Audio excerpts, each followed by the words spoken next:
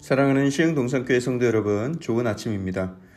새날 주신 하나님의 은혜에 감격하며 찬양과 기쁨이 넘치는 하루가 되길 축복합니다. 지금 우리가 진행하고 있는 성경 통독도 그렇고 우리 새벽기도, 헌금생활, 또 예배의 그 모든 자세와 태도들, 그리고 삶의 모든 행동 하나하나가 어떻게 보면 다 훈련이고 좋은 습관에 의해서 이루어진다는 것을 우리가 깨달을 수가 있습니다. 그래서 오랜 기간 좋은 성품을 훈련한 사람과 급작스럽게 좋은 자세로 살려고 마음먹은 사람은 약간의 결이 다른 모습이 발견될 수가 있습니다. 하지만 변화받은 인생이 꾸준히 좋은 습관, 선한 습관을 길들이며 살아간다면 분명히 언젠가 깊은 곳에서 우러나오는 그런 성숙함이 우리 삶 속에 드러나게 될 줄 믿습니다. 태국에서 코끼리를 길들이는 방법이 참 특이하다고 해요. 아기 코끼리가 태어나면 좀 잔인하지만 그 아기 코끼리를 쇠사슬에 묶어서 나무에 매둔다고 합니다. 그러면 이 아기 코끼리는 자기 발에 쇠사슬이 차 있으면 결코 움직일 수 없다는 생각이 각인된다고 합니다. 그러면 나중에는 쇠사슬을 나무에 메어두지 않아도 이 쇠사슬만 딱 차고 있는 것만으로도 그 나무 주변에서 멀어지지 않는다고 해요. 태국의 어린아이들도 코끼리를 쉽게 다룰 수 있는 것이 바로 그 훈련 때문이라고 합니다. 인생의 절반은 습관을 만드는 기간이고 나머지 절반은 그 만들어진 습관에 따라서 살아간다고 하죠. 여러분들은 좋은 습관을 많이 가지고 계십니까? 저도 생각해 보니까 제 인생에 아직도 다듬어져야 될 부분들이 많이 있고 또 좋은 습관으로 훈련될 부분들이 너무나 많은 것 같습니다. 오늘 하루 내가 버릴 것과 취할 것을 묵상해보는 귀한 한 날 되기를 축복합니다. 자, 그럼 오늘 2021년 10월 6일 수요일 시동을 위한 메시지 지금 시작합니다. 오늘 하나님께서 우리에게 주신 말씀은 출애굽기 27장 전체의 말씀입니다. 출애굽기 27장의 말씀.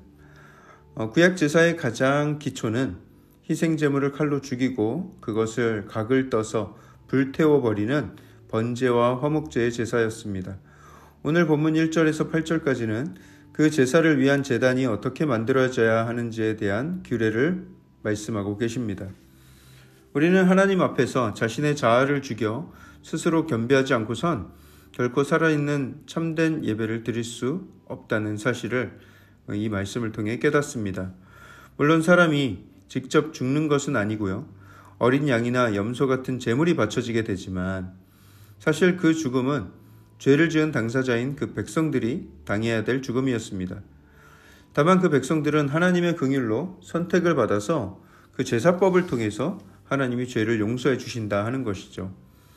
죄의 삭은 사망이기 때문에 반드시 죄의 대가는 죽음으로 치러져야 되는데 그 죽음을 내 대신에 희생제물이 대신 당하게 되는 것입니다. 그러면 지금은 그 제사를 안 드려도 되는가? 네, 지금은 그 제사를 드릴 필요가 없게 되었습니다. 왜냐하면 예수 그리스도께서 이 땅에서 우리를 대신하여서 영원한 희생 제사를 드림으로 우리의 죄를 단번에 영원히 해결해 주셨기 때문입니다. 예수 그리스도의 피로 해결이 되었어요. 우리가 그리스도와 함께 십자가에 못 박힘으로 내 자아를 그 앞에 내려놓을 때 우리는 하나님 앞에 설 수 있는 은혜를 얻게 됩니다. 나의 모든 육신의 정욕과 허물과 우상숭배의 마음을 하나님 앞에 내려놓는 것이 정말 중요하다는 것이죠. 2절을 보시면 제단 모서리에 뿔을 세워 만들라 이렇게 명령을 하시죠. 이 뿔에 도살시킬 희생동물들을 잠시 묶어 두었습니다. 또한 죄인들이 죄를 지은 후에 후환이나 복수를 피해서 이 제단 앞에 달려와서 이 뿔을 잡으면 그 죄인은 죽음을 면할 수가 있었습니다. 재미있는 것은 히브리어로 이 제단의 뿔을 카르노타이우라고 하는데요. 그 단어는 빛나다라는 뜻의 카란이라는 단어에서 파생되었다라는 것입니다.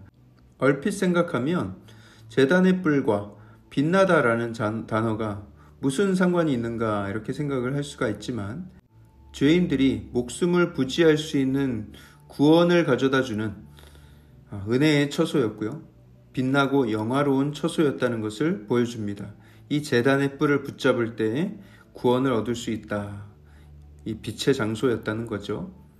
또 3절에서 5절에는 제단에서 필요한 여러 비품들이 열거가 되는데요. 재를 담는 통, 부삽, 대야, 갈고리, 불 옮기는 그릇 이런 것들이 등장을 하고 이 모든 것들을 노수로 만들 것을 말씀하고 계십니다. 동물을 태우면 분명히 재가 남을 텐데 그 모든 재들을 깨끗하게 담아서 청소하기 위한 도구들이죠. 또 7절을 보시면 제단 양쪽에 고리에 그 채를 꿰어서 제단을 매게 할지며 이렇게 기록되어 있죠. 성소 안에 있는 기물들, 예를 들어 법궤라든지 진설병을 두는 상이라든지 분향단 이런 것들을 운반할 때 사람의 손으로 만지는 것이 금지되었고요. 오직 레위 지파 출신의 성소 일꾼들이 몸을 정결하게 한 후에 그 고리에 긴 막대기처럼 생긴 채를 꿰어서 양쪽에서 들어 올렸습니다. 긴 막대기 같은 것을 그 고리에 끼워서 들어 올렸다는 거예요. 그만큼 성소에 쓰이는 물건이 사람의 손에 의해서 거룩을 잃게 될 것을 우려했기 때문입니다. 그만큼 사람은 하나님 앞에 부정한 존재이라는 거예요. 하나님의 기물들을 직접 손으로 집어 옮길 수도 없을 만큼 사람은 하나님의 거룩에 가까이 다가갈 수가 없었던 것이죠. 하지만 지금은 죄인의 신분이 아니라 하나님의 자녀된 신분으로 바뀌었습니다. 예수 그리스도의 보혈의 피로, 그 은혜로 우리는 이제 죄 사함을 받고 하나님의 자녀가 된 신분을 얻었어요. 이제 우리는 은혜의 보좌 앞으로 담대히 나아가서 하나님을 아버지라 부를 수 있게 되었습니다. 이전에 하나님 앞에 서던 과정이 얼마나 복잡했고 심지어 거의 불가능한 일처럼 보이기까지 했는가, 이걸 묵상한다면 지금 우리가 하나님을 아버지라 찾으며 부를 수 있는 것이 얼마나 큰 은혜인지를 깨닫게 됩니다. 이처럼 작은 기물 하나라도 하나님께 드리는 예배와 제사에 쓰이는 것들은 하나님의 지시대로 만들어진 것입니다. 그렇기 때문에 그 모든 기물들이 신적 기원을 가지고 있다고 말할 수가 있겠죠. 그와 마찬가지로 교회도 하나님의 뜻과 하나님의 말씀으로 세워졌기 때문에 교회는 신적 기원을 가지고 있습니다. 하나님이 우리를 교회로 부르셨고 하나님이 세우셨다는 거예요. 교회의 기원은 개척 목사도 개척 멤버도 아닌 오직 하나님 한 분입니다. 우리는 절대로 그것을 잊어서는 안 됩니다. 우리는 초대받았을 뿐입니다.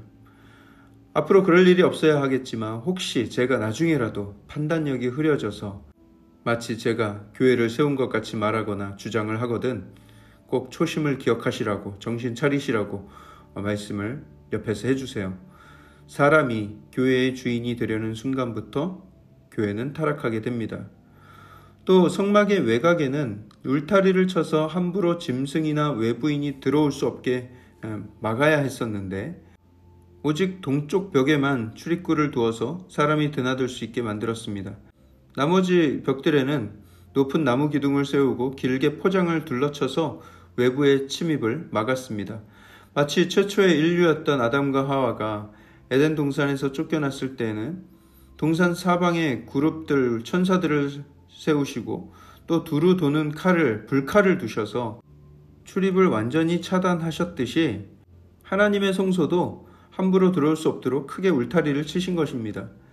하지만 완전히 막혀버린 에덴 동산과 성막의 다른 점은 이제 성막, 성소에 가까이 갈 수 있는 문 하나는 열어두셨다는 것이에요. 어쩌면 이것을 통해서 하나님은 교제의 회복을 바라시고 우리를 가까이 초대하고 싶어 하신다라는 것을 볼 수 있겠습니다. 성막들 안에서 백성들은 직접 자기가 끌고 온 짐승을 잡고 피를 바르고 가죽을 벗기고 각을 떴습니다. 백성들이 하나님과 언약관계를 회복하고 발전시키기 위해서 사용한 적극적인 신앙 공간으로서의 뜰이었다라는 것이죠. 마지막으로 회막 안에는 등잔대가 있는데 이 등잔대에 대해서는 이미 25장 31절에서 40절까지의 내용에서 설명을 드렸어요.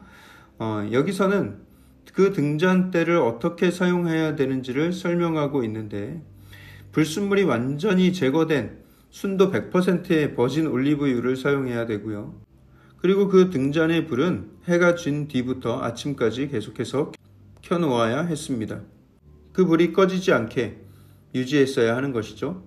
그 일은 아론과 그의 자손들이 담당을 했어요. 하지만 하나님의 나라가 임할 때에는 여호와께서 성전의 영광이 되시고 그리스도는 등이 되시며 만국이 그 빛 앞으로 나아오게 될 것입니다. 이것은 제 말이 아니라 요한계시록 21장에 나오는 내용입니다. 그 날이 임할 때까지 우리는 그리스도의 빛을 받아 이 땅의 어둠을 비추는 빛으로서 그 빛이 언제든지 꺼지지 않게 잘 간직하고 세상에 그리스도의 광명을 드러내는 삶을 살아야 하겠습니다. 기도하겠습니다. 사랑의 하나님, 우리를 빛으로 불러주셔서 감사합니다. 하나님께 나아가기가 이렇게도 어렵고 까다로웠는데 하나님, 이제 예수 그리스도의 피로 단번에 영원히 우리의 죄가 사해졌고 이제는 담대하게 은혜의 보좌 앞으로 나아갈 수 있게 하심을 감사를 드립니다. 이제는 빛된 자녀로서 우리의 성전을 지키며 또 교회를 세우며 하나님의 교회를 소중하게 여기는 우리 모든 성도들 되게 하시고 하나님만이 주인 되신 우리의 삶이 되게 하여 주시옵소서. 이 모든 말씀을 살아계신 예수 그리스도 이름으로 감사하며 기도합니다. 아멘.